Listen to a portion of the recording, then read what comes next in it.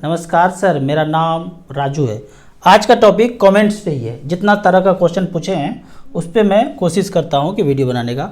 एक क्वेश्चन पूछा गया कि मेरा फंड प्रॉफिट 10,000 दिखा रहा है, यदि मैं रिडीम करूं तो कितना अमाउंट मेरे अकाउंट में क्रेडिट होगा।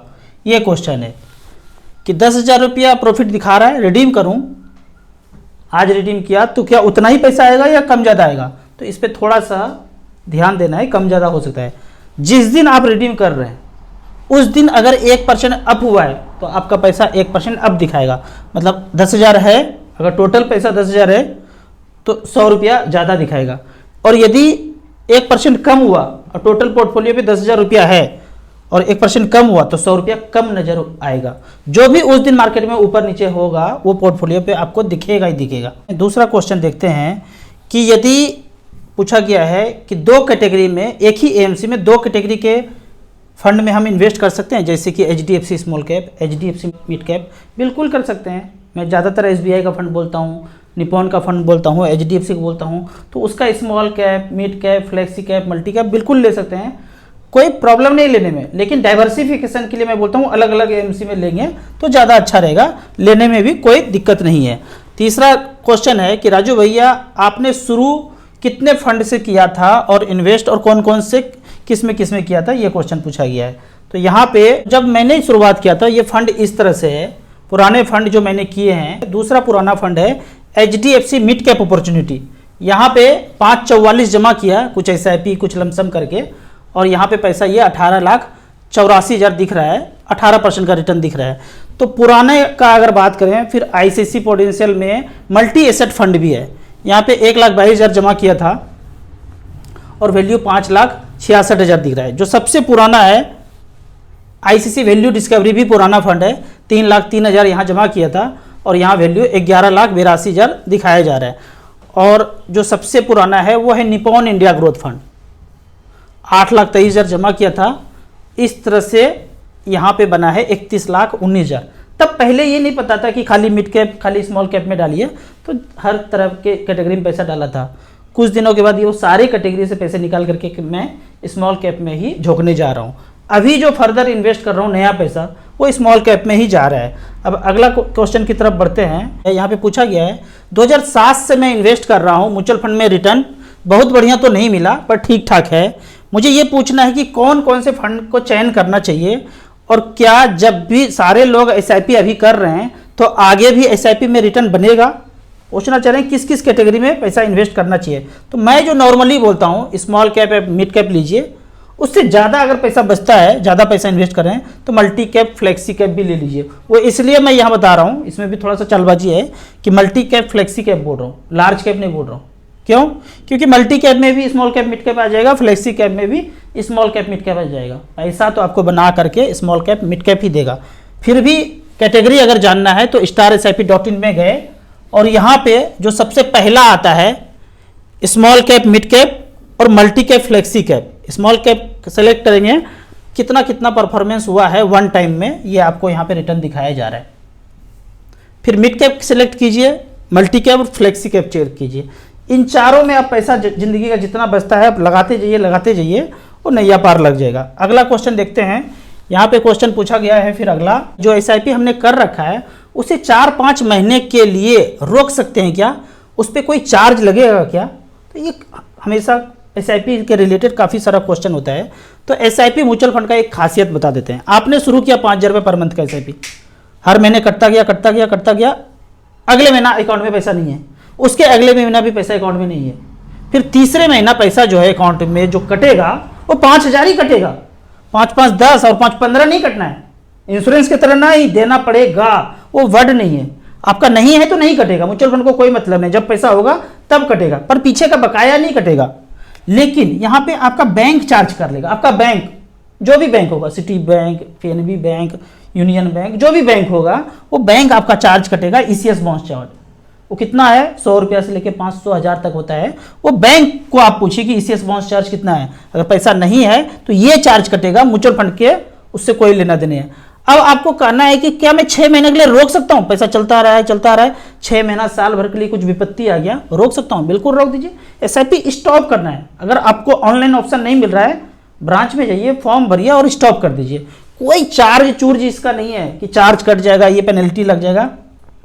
अब हुआ कि 5 महीना जरूरत था और पैसा इन्वेस्ट नहीं हुआ, कहीं से आपको 25-50 हज़ार रुपये आया, घुसा दीजिए, टॉपअप कर दीजिए। ऐसा कर सकते हैं, बिल्कुल कर सकते हैं। अगला है, बोले थे कि 15 साल करना है, 2 ही साल में बंद कर रहे हैं, कोई पेनल्टी लगेगा? बिल्कुल कोई पेनल्टी नहीं है। 15 साल तक सोचे थे करेंगे और 2 साल में ही बंद करना पड़ेगा, कर देंगे। अगर हम पैसा इन्वेस्ट करते जा रहे थे, बोले थे तो 15 साल, लेकिन बीच में 1 लाख रुपए निकालना है, बिल्कुल निकाल सकते हैं।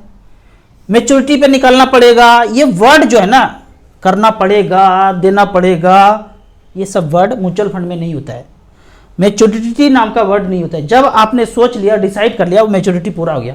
चाहे आप 15 साल बोले थे, 20 साल बोले थे, 25 साल बोले थे, उससे कोई मतलब नहीं है। 15 साल बोले थे, 2 महीने के बाद भी निकालना है, बंद करना है, वो सारा का सारा कुछ भी कर सकते हैं। तो कोई ऐसा पेनल्टी वगैरह म्यूचुअल फंड में नहीं होता है। अगला क्वेश्चन पूछा गया है कि बच्चों के एजुकेशन के लिए क्या करें। तो पहला तो यहाँ पे आपको ये देखना है कि अभी जो एजुकेशन चल रहा है ना, सिर्फ नौकरी और पैसा कैसे कमाना है, इसके बारे में एजुकेशन है। थोड़ा समाज में कोई अलग तरह का एजुकेशन दिखे तो जरूर बच्चे को वहीं डालना चाहिए। सिर्फ नौकरी, सिर्फ नौकरी, सिर्फ पैसा, खाली पैसा कमाने का सोचेंगे ना तो पैसा नहीं कमा पाएंगे, नहीं कमा पाते हैं लोग। और जो काम करते हैं ना, समाज के लिए कोई काम करते हैं, तो वो इतना पैसा कमाते हैं कि पैसा उनके पीछे चलने लगता है। फिर भी यहाँ पे अगर आप मुझसे इन्वेस्टमेंट के बारे में पूछते हैं तो मैं ये बोलूँगा कि आप 5,000 रुपये पर मंथ स्मॉल कैप में लगाते रहिए, जो भी ज़रूरत है बच्चे के लिए वो मीट हो जाएगा। यहाँ पे मैं जस्ट एक रिकॉर्ड दिखा देता हूँ कि 5,000 रुपये पर मंथ अगर किया स्मॉल कैप कैटेगरी में, तो यहाँ पे स्मॉल कैप कैटेगरी का देखते हैं, डीएसपी स्मॉल कैप ने 2008 से लेके अब तक 5,000 रुपये जमा हुआ, 9 लाख जमा हुआ है, 55 लाख रुपया बना है। सबसे बॉटम का अगर फंड देखें, इसीलिए मैं बोलता हूँ कि डाइवर्सिफाइड करके लगाना है, ऊपर नीचे सब में 1-1 हज़ार रुपये करके डाल दीजिए। 9 लाख यहाँ जमा हुआ, आदित्य बिरला स्मॉल कैप में 34 लाख रुपये बना है। तो 5,000 रुपये पर मंथ करेंगे, अगर सबसे खराब वाला रिटर्न 34,000 ही पकड़ूँ तो 16% का रिटर्न दिया है। इतना पैसा होगा तो आप जिस कैटेगरी में हैं, अगर आप 5,000 बचा रहे हैं तो 34 लाख रुपया में जो भी आपने सोचा है बच्चों के लिए वो पूरा हो जाएगा। अब अगले क्वेश्चन की तरफ चलते हैं। यहाँ पे एक चीज़ हमेशा पूछा गया है कि हाईएस्ट रिटर्न जो है 3 साल में दिखा रहा है, तो क्यों हम 5 साल 10 साल करते हैं तो ऑलमोस्ट हाफ हो जाता है, तो क्यों नहीं हम 3 साल के लिए इन्वेस्ट करें। ये बहुत क्वेश्चन पूछा गया है। आप जो ये सोचते हैं ना कि 3 साल में रिटर्न दिखाया, वो मार्केट इस तरह से चल रहा है। पहले मार्केट को देख लेते हैं, ये सेंसेक्स को देख लेते हैं। ये सेंसेक्स ऐसे पिछले 3 साल में यहाँ पे था और यहाँ से बढ़ता या 3 साल में आपको रिटर्न इतना दिखा रहा है, 47%, 48%, 33%, इस तरह का रिटर्न दिखा रहा है। और 5 साल में पता करेंगे तो 5 साल में रिटर्न कम हो रहा है। 5 साल में यहाँ से शुरू हो रहा है, अभी आप बॉटम से शुरू किए, पहाड़ तक चले गए, अब पहाड़ से पहाड़ तक जा रहे हैं तो भाई रिटर्न तो कम दिखेगा। ये 5 साल का रिटर्न है, ये 3 साल का रिटर्न है। तो यहाँ पे ये सोचते हैं कि हर बार ऐसा फ्यूचर में होगा तो 3 साल में पैसा निकाल लूंगा, ज़्यादा रिटर्न दे रहे हैं। तो क्या फ्यूचर में आपको लगता है कि अभी जो आप खरीद रहे हैं वो बॉटम होगा, यहाँ पे ये बॉटम होगा और ये से यहाँ से बढ़ते रहेगा कि 3 साल में उतना रिटर्न होगा? ये ऐसा हुआ भूतकाल में, हम लोग इतना डरे मोबाइल से, रिंगटोन से, हर जगह से कि मार्केट यहाँ गिर गया। और गिरे हुए से आप अभी कंपेयर कर रहे हैं कि 3 साल में इतना ज़्यादा रिटर्न हो गया, जबकि यहाँ से चेक करेंगे तो उतना ज़्यादा रिटर्न नहीं है। तो वो पता नहीं है कि अब आगे कब गिरेगा। आप अभी खरीद रहे हैं, ये गिरा हुआ ही होगा तो इससे ज़्यादा अच्छा रिटर्न भी मिल सकता है, पर वो पता नहीं है, इसीलिए वो 3 साल नहीं ले सकते हैं कि पिछले 3 साल में 47%, 50% रिटर्न दे दिया तो आगे भी देगा। आगे कौन जानता है कि ये बॉटम है। आप हर बॉटम से खरीदेंगे तो आपको ज़्यादा नजर आएगा। ये सब ताम झाम उल्टा खोपड़ी का सोच है। आप सोच ही नहीं पा रहे हैं कि आप क्वेश्चन क्या पूछ रहे हैं। अंदर घुसेंगे गहराई में तो पता चलेगा। SIP करते रहिए 15-20 साल पैसा झोंकिए, मेहनत का कम झोंकिए, आपको फाइनेंशियल फ्रीडम मिल जाएगा। अब कुछ हम बात हेल्थ पे कर लेते हैं, हेल्थ एट होम। अभी रक्षाबंधन गुजरा है, उसके 2-3 दिन पहले मेरी दीदी का फ़ोन आया, नागालैंड दीमापुर में रहती है।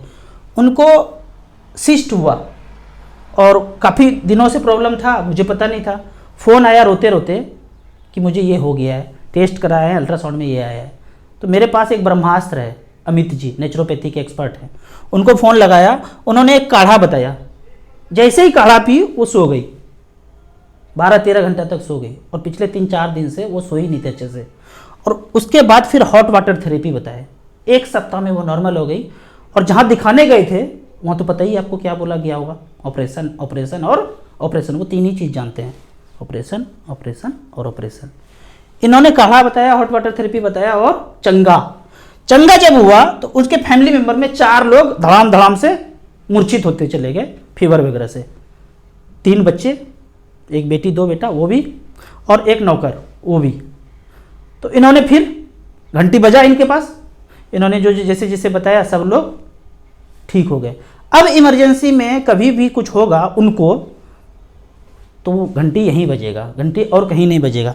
तो उसी तरह कितना भी प्रॉब्लम हो ना तो आपको कहाँ घंटी बजाना है मैं आपको बताता हूँ। अभी कुछ दिन पहले एक बच्चे को फीवर आया, 3 महीना से कम के बच्चे थे, 1.5 महीना के बच्चे थे, फीवर 103। इन्होंने क्या बताया, इन्होंने एक ऑब्जर्व किया था काफ़ी साल पहले अपने घर में, एक जगह 8 कुत्ते के बच्चे थे और एक बच्चे को चोट लग गया, उसका टेम्परेचर बहुत ज़्यादा बढ़ गया। घर में कुत्ते ने जन्म दिया बच्चे को, अब उनको छुआ तो टेम्परेचर बहुत ज़्यादा। तो उसके मम्मी ने क्या की, कुत्ते की मम्मी ने उस बच्चे को ऐसे सटा के रख ली 6-7-8 घंटा तक, और सिर्फ उनका नाक बाहर मुंह बाहर। तो हीट एज ए मेडिसिन बोलते हैं इनको। उनके बाद सुबह देख रहे हैं दोनों बच्चे खेल रहे हैं, मम्मी भी और बच्चे भी दोनों खेल रहे हैं। तो इन्होंने उनको बताया कि 103 टेम्परेचर बच्चे को हो गया है, 1.5 महीने के बच्चे हैं, तो सारे कपड़े उनको खोल दीजिए और इस तरह से अपने अंग से सटा लीजिए कि सारे शरीर उनको टच कर जाए 100%, मैक्सिमम जितना टच कर सकते हैं। और ऐसा 2 घंटे में बच्चे ठीक हो गए। तो एक खोपड़ी में का ब्लूटूथ ऑन होता है मेरा, और मैं बोलता हूं कि जितने भी छोटे बच्चे का जन्म हो ना, मैक्सिमम मम्मी को बच्चे से सटा कर रखना है। ये नहीं कि इधर दिखा रहे हैं उधर दिखा रहे हैं उधर जा रहे हैं, सब कुछ कीजिए, मम्मी से टच होना चाहिए। क्यों? क्योंकि दूसरे के शरीर को वो जानते ही नहीं है छोटे बच्चे। आप जितने भी 5-10 हज़ार लोग मुझे फॉलो करते हैं, मन से फॉलो करते हैं, उनको मैं बोलूँगा बच्चे का जन्म हो तो मम्मी के साथ चिपका के रखना है, उनको अलग करना ही नहीं है। कंसेप्ट अलग है, आईसीयू अलग कंसेप्ट है। जितना दूर होगा मुझे लगता है कि उतना बीमार होगा, इसीलिए दूर करने का कंसेप्ट है। आपको मम्मी के पास रखना है तो बीमार होगा ही नहीं। अगर होगा भी, फीवर आया भी तो अपने आप चला जाएगा, हीट एज ए मेडिसिन। तो बच्चे 2 घंटे के अंदर ठीक हो गए। अब मैं कुछ इमरजेंसी का चीज़ बता रहा हूँ, जहाँ जब आपको घर में ऐसा आए तो घंटी आपको कहाँ बजाना है, वो नंबर ये है, न्यूट्रिशन अमित कुमार नंबर ये दिया हुआ है, इस पे आपको घंटी बजाना है। और कुछ इमरजेंसी का नाम मैं यहाँ पे ले रहा हूँ कि क्या क्या होगा तो आपको घंटी बजाना है। इस लिस्ट में ना भी हो तो भी आप घंटी बजाएंगे। पिछले 20 साल 25 साल से आप शुगर इंसुलिन ले रहे होंगे, इस पे चल रहा होगा, बीपी होगा, स्टोन होगा, कितने भी तरह का स्टोन हो, सब 1 सप्ताह के अंदर ओम भूर्भुवः स्वः हो जाता है।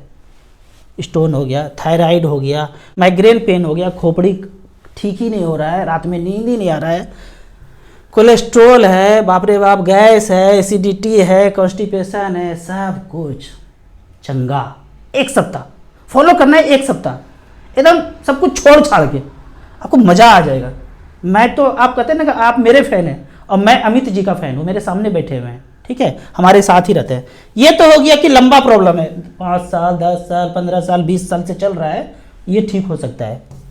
दूसरा है इमरजेंसी, अभी अभी हो गया, कुत्ते ने काट लिया, सांप ने काट लिया, बिच्छू ने डस लिया, एकदम खट से हार्ट अटैक हो गया, अभी हुआ। ये हमारे पास चंडीगढ़ में है और कलकत्ता से फ़ोन आया, 75 साल के पापा जी को हार्ट अटैक आया। तो उनके बच्चे ने फ़ोन किया वीडियो कॉलिंग पे, क्या करूं? अमित जी ने बोला जल्दी से इतना बड़ा अदरक चबाइए। अदरक खाने से क्या होता है, नाइट्रिक ऑक्साइड प्रोड्यूस होता है, याद रखिएगा। किसी को भी हार्ट अटैक आए, अदरक चबाते रहना है, चबाते रहना है। इतना ज़्यादा नाइट्रिक ऑक्साइड प्रोड्यूस होता है, जहाँ ब्लॉकेज जैसा तोड़ ताड़ के बाहर निकल जाता है।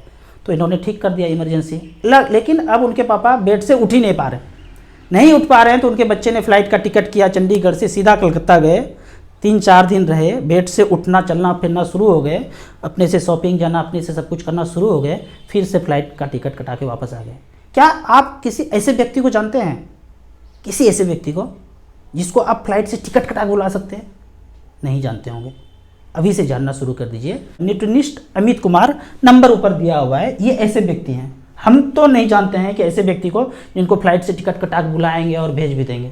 उनके पापा जो हैं बचे हुए हैं। फीवर हो गया किसी भी तरह का, कितना भी फीवर हो गया, कितना आसान तरीका बताया, मम्मी से चिपका के रख दो, 2 घंटे में ठीक हो जाएंगे। और कहाँ जाते छोटे बच्चों को लेके, तो क्या क्या होता वो सबको पता है, मारधान एक्शन से भरपूर जो भूतकाल में चला है, उसको याद रखना है उस पिक्चर को। आपको इसी तरह मचमच फंड के बारे में और कुछ जानना है, इन्वेस्टमेंट के बारे में जानना है, तो मेरा नंबर आपको याद ही है, नहीं याद है तो 2 बार दोहरा लीजिए, 9929 641265, 9929 641265। वीडियो अच्छा लगे तो व्हाट्सएप यूनिवर्सिटी में दोस्तों के बीच इसे जरूर शेयर करें। यूट्यूब पे देख रहे हैं तो लाइक एंड शेयर करें। Thank you so much.